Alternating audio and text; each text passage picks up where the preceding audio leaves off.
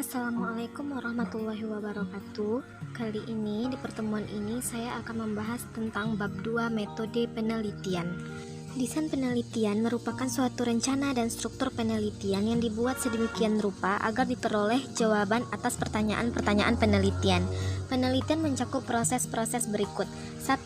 Identifikasi dan pemilihan masalah penelitian, pemilihan kerangka konseptual untuk masalah penelitian serta hubungan dengan penelitian sebelumnya, dan memformulasikan masalah penelitian termasuk membuat spesifikasi dari tujuan luas jangkau dan hipotesis untuk diuji, kemudian membangun penyelidikan atau percobaan, memilih serta memberikan definisi terhadap pengukuran variabel, dan memilih prosedur dan teknik sampling yang digunakan, menyusun alat serta teknik untuk mengumpulkan data, membuat codingan serta mengadakan editing dan processing data, selanjutnya menganalisa data, dan ke-10 pelaporan hasil penelitian.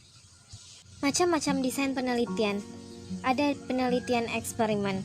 Desain dengan 2 variabel bebas atau lebih digunakan jika variabel bebas yang akan dijadikan untuk sebagai perlakuan masih harus ditinjau lagi dari aspek lain sehingga desainnya akan menjadi desain faktorial. Tipe desain faktorial sangat bergantung pada jumlah variabel aspek tambahannya. Misalnya, jika peneliti merasa belum cukup hanya meneliti perbedaan 2 metode mengajar dan ingin meninjau masing-masing metode mengajar dilihat dari level sekolah yaitu tinggi, sedang, dan rendah. Desainnya menjadi desain faktorial 2x3. Di sini ada beberapa jenis kondisi yang akan diterapkan pada masing-masing sekolah.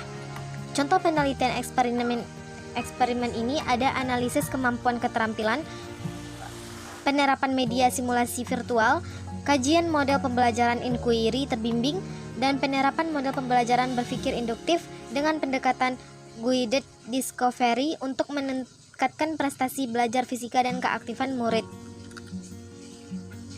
Selanjutnya penelitian korelasi. Penelitian korelasi ini terbagi menjadi satu korelasi bivariat, yaitu merupakan suatu rancangan penelitian yang memiliki tujuan untuk mendeskripsikan hubungan antara 2 variabel. Yang kedua, regresi dan prediksi. Bila terdapat korelasi antara 2 variabel dan peneliti mengetahui skor pada salah satu variabel, peneliti dapat memprediksikan skor pada variabel kedua. Selanjutnya, ada regresi jamak, yaitu perluasan regresi dan prediksi sederhana dengan menambahkan beberapa variabel. Keempat, analisis faktor, yang mana mengidentifikasi pola variabel yang ada. Sejumlah besar variabel dikorelasikan dan terdapatnya antara korelasi yang tinggi mengidentifikasi suatu faktor penting yang umum. Berikutnya, rancangan korelasional yang digunakan untuk menarik kesimpulan kausal. Terdapat 2 rancangan yang bisa digunakan membuat pernyataan-pernyataan tentang sebab dan akibat menggunakan metode korelasional ini. Rancangan tersebut yaitu rancangan analisis jalur dan rancangan panel lintas akhir. Keenam, analisis sistem. Analisis sistem ini melibatkan penggunaan prosedur matematik yang kompleks atau rumit guna menentukan proses dinamik, misalnya seperti perubahan sepanjang waktu, jarak umpan balik, serta aliran dan unsur hubungan. Contoh penelitian korelasi ini yang pertama adalah pengaruh pembelajaran interaktif berbasis konsep terhadap aktivitas dan pemahaman. Kedua, hubungan antar karakter siswa, kedisiplinan siswa, kelengkapan sarana prasarana sekolah, dan prestasi belajar fisika. Selanjutnya, pengaruh penggunaan alat peraga terhadap prestasi belajar fisika, pokok bahasan bunyi. Selanjutnya, penelitian PTK, yaitu perencanaan himpun data yang berkenaan dengan masalahnya atau melakukan studi perpustakaan, rumusan hipotesis dan strategi pendekatan dalam memecahkan masalah, untuk membuat desain penelitian, rumusan pola prosedur, alat pengumpul data, dan waktu penelitian tindakan akan dilaksanakan. Kedua, tindakan dan pengamatan tahap ini merupakan tahap pelaksanaan dari tahap perencanaan. Ketiga, refleksi merupakan tahap terakhir dari daur penelitian tindakan. Contoh penelitiannya itu aplikasi pendekatan problem-based learning, pendekatan kooperatif tipe jigsaw, dan penggunaan metode inquiry dalam meningkatkan prestasi belajar. Selanjutnya, penelitian pengembangan ada beberapa hal, yaitu pertama, riset and informasi collecting, seperti melakukan studi literatur. Kedua, planning, yaitu menyusun rencana penelitian yang berkaitan dengan permasalahan. Ketiga, develop preliminary yaitu mengembangkan bentuk permulaan dari produk. Keempat, preliminary field untuk uji coba lapangan. Selanjutnya, main produk. Main produk ini untuk memperbaiki terhadap produk awal yang dihasilkan berdasarkan hasil uji coba awal. Seterusnya, main field testing, yaitu uji coba utama yang melibatkan khalayak lebih luas. Ada operasional produk, yaitu melakukan perbaikan atau penyempurnaan pada hasil uji coba. Selanjutnya, operational field testing, yaitu melakukan uji validasi. Selanjutnya ada final produk, yang mana melakukan perbaikan akhir. Dan dissemination, yaitu dikembangkan kepada khalayak atau masyarakat luas.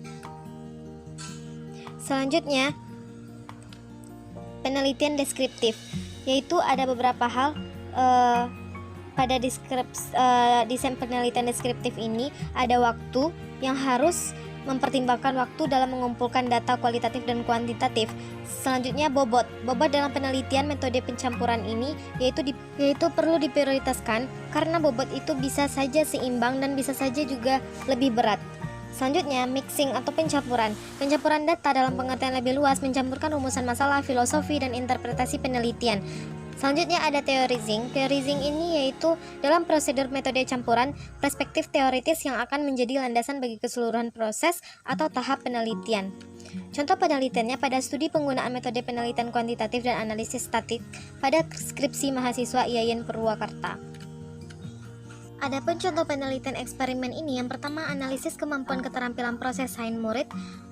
Kedua, penerapan media simulasi virtual tentang pemuaian untuk meningkatkan pemahaman murid dalam pembelajaran konstekstual.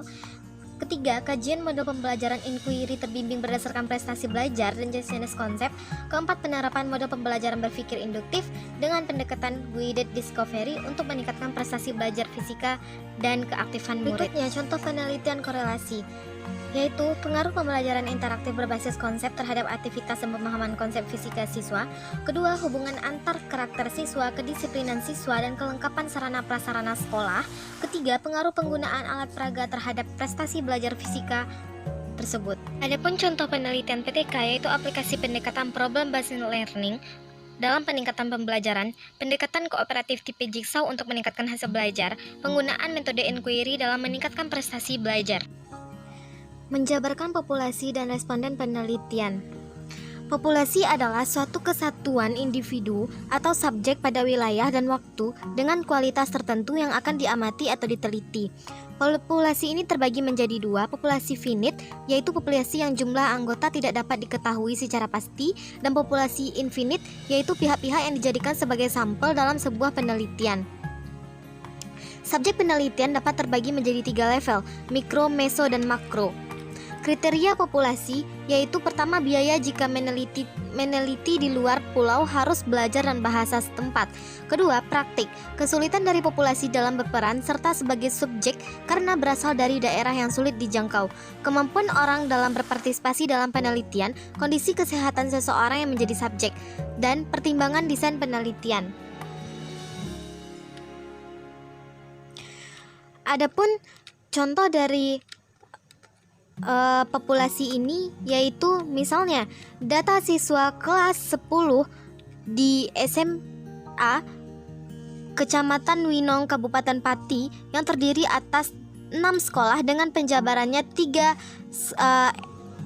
SMA yang sudah diuji homogenitas dan normalitas.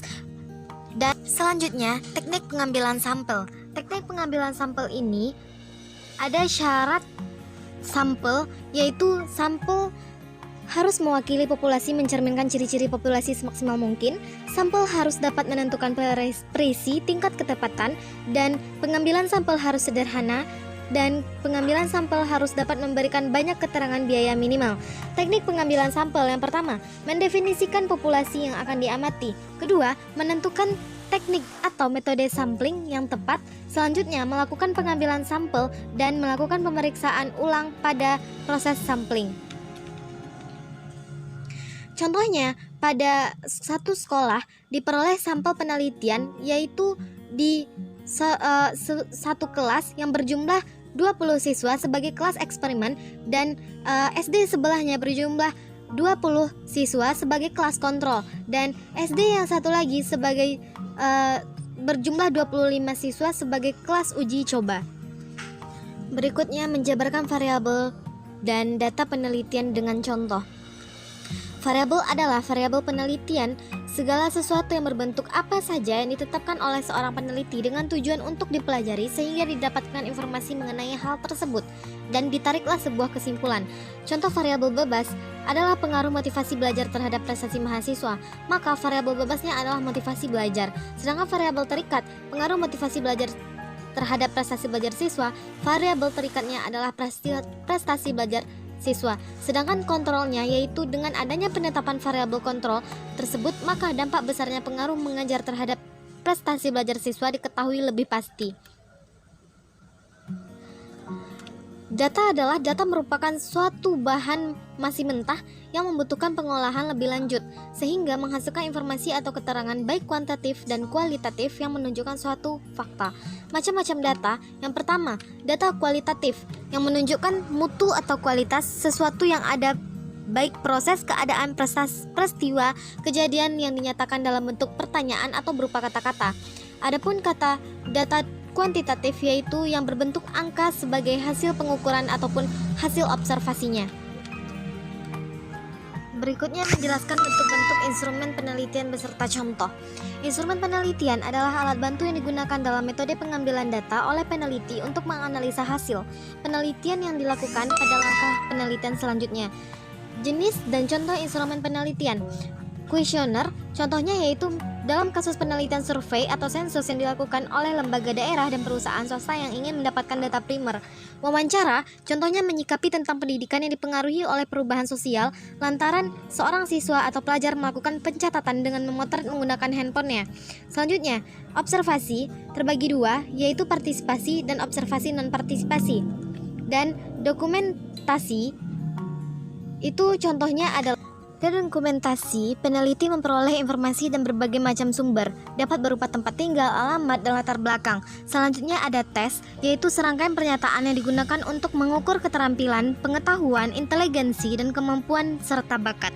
Membuat instrumen online untuk penelitian deskriptif dan korelasi. Kriteria penelitian deskriptif, masalah yang dirumuskan harus kaya untuk diangkat, mengandung nilai ilmiah, dan tidak bersifat terlalu luas. Tujuan penelitian tidak boleh bersifat terlalu keras. Data yang digunakan dalam penelitian haruslah fakta dan bukan opini. Standar yang dijadikan perbandingan harus menggunakan validitas. Tempat dan waktu penelitian harus dinyatakan sejelas mungkin, dan hasil penelitian harus. Ciri-ciri penelitian korelasi ini. Pertama, penelitian ini cocok untuk variabel rumit yang sulit diteliti dengan metode eksperimen. Penelitian ini memungkinkan penilaian untuk mengukur beberapa variabel dan hubungan secara serentak dengan waktu yang sebenarnya. Hasil penelitian ini akan menunjukkan tinggi atau rendahnya suatu hubungan antar variabel, bukan ada atau tidaknya hubungan. Penelitian ini dapat digunakan untuk meramalkan variabel tertentu dengan berdasarkan dengan variabel bebas. Cara membuat Google Formulir, yaitu buka Google dengan mengetik Google Form, pilih Google Formulir yang pertama, dan buka Google Formulir. Silakan diisi pertanyaan yang diminta di Google Formulir seperti judul, bisa ditentukan cara pengisian, bisa secara atau beberapa opsi. Nah, selanjutnya, klik tanda membuat instrumen online untuk penelitian research and development. 4 jenis instrumen.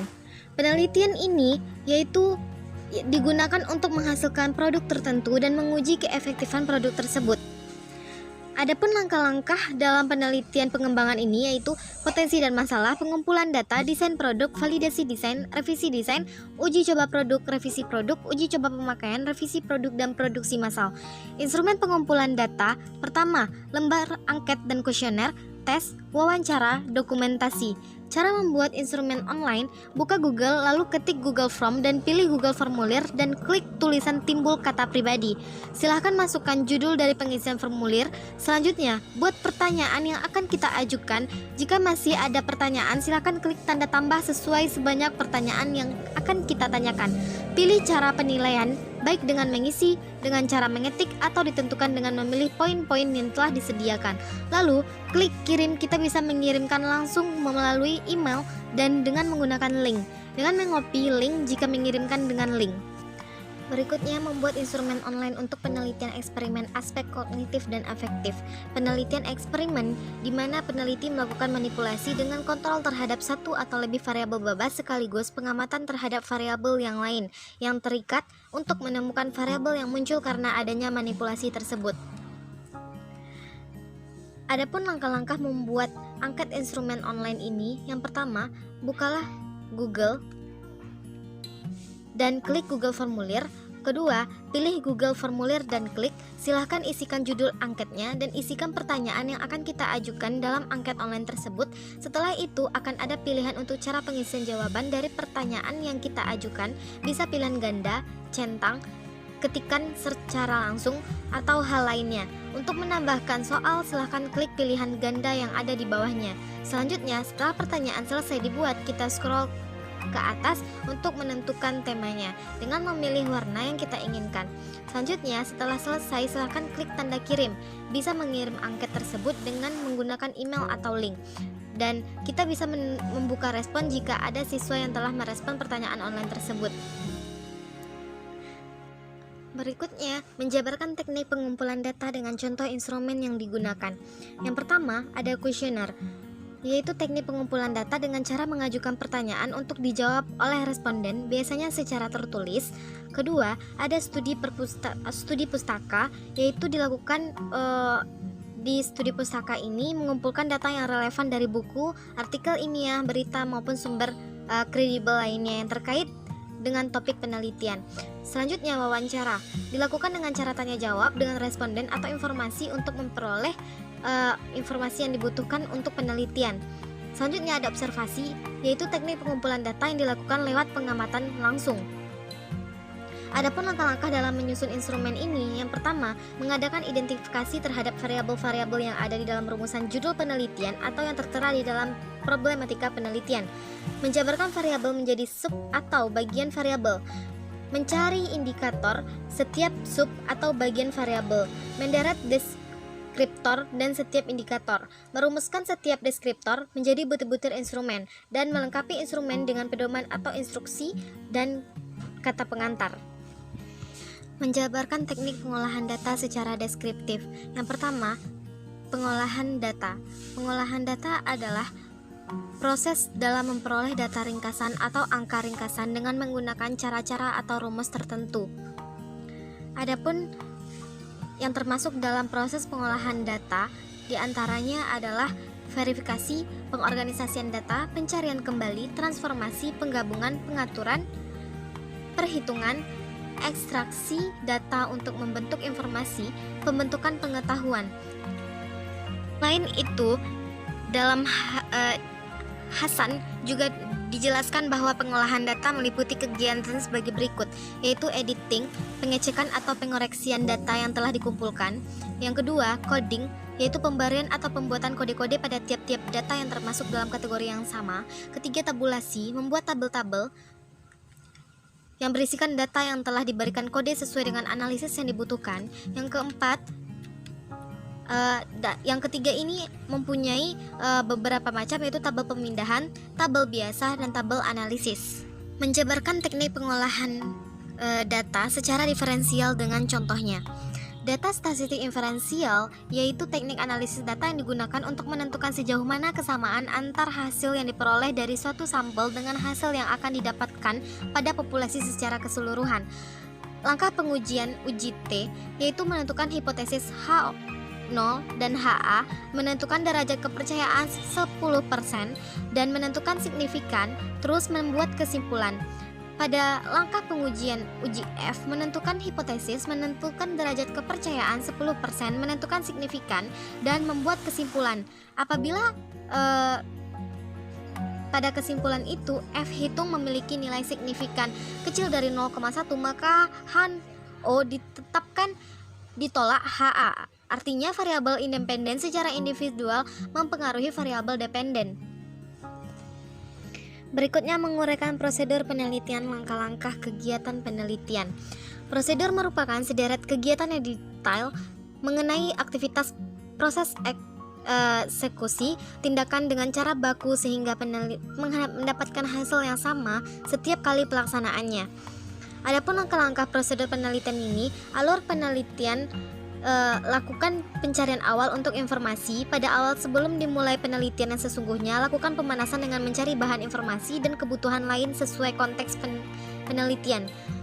Yang kedua, alur penelitian, identifikasi dan pengembangan topik, yaitu menentukan topik sesuai dengan parameter yang telah ditetapkan, pastikan topik yang ada sesuai dengan minat, dan selanjutnya alur penelitian, formulasi rumusan masalah penelitian, menjabarkan latar belakang masalah penelitian, memformulasikan inti permasalahan, merumuskan permasalahan secara umum, menjabarkan tujuan penelitian, dan mengutarakan kegunaan penelitian.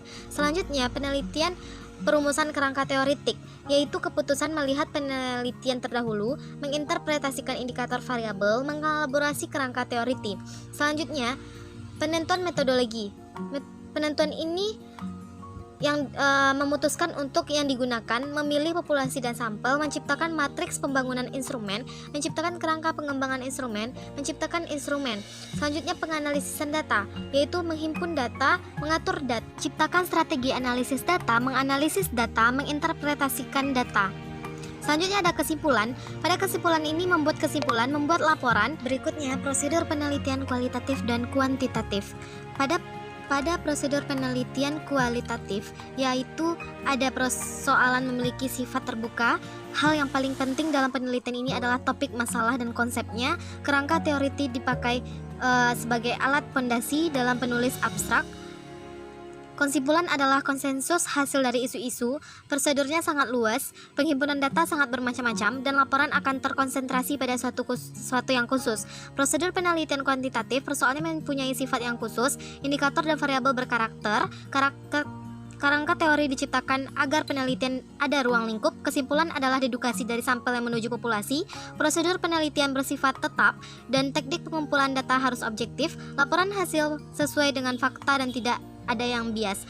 Oke, thank you for watching and see you guys. Assalamualaikum warahmatullahi wabarakatuh.